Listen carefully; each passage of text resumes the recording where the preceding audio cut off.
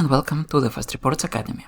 In this video, we'll show you the new features of the FastReport VCL Report Designer. You can read about them in more detail in the article that you'll find in the video description. You now have the option to add individual properties to favorites. To do this, focus the cursor on the Object Inspector and press the Control button. Checkboxes will appear next to the property names. Select the properties you need and add them to your favorites. A search input box has been added next to the Object Inspector tabs for quick property searching. Simply type a part of the property's name into it. The inspector highlights property values in bold if they differ from the default values. This allows for quick identification of object properties that have been changed during editing. A search feature for components has also been added to the report tree. To display the search bar, click this icon located at the bottom right of the tree. Additionally, you can select multiple items in the report tree using the Control key. An interesting feature of the data tree is the ability to drag and drop fields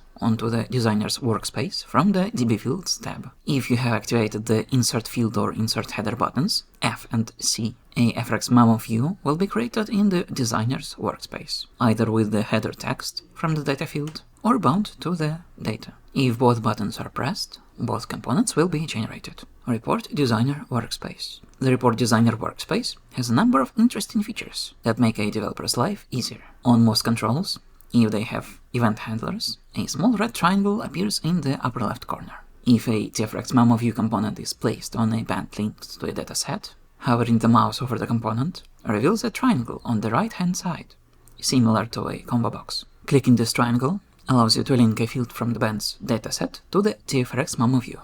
Extension lines are a set of vertical and horizontal lines used for positioning report components. The visibility of extension lines can be controlled through sub-elements of the View menu.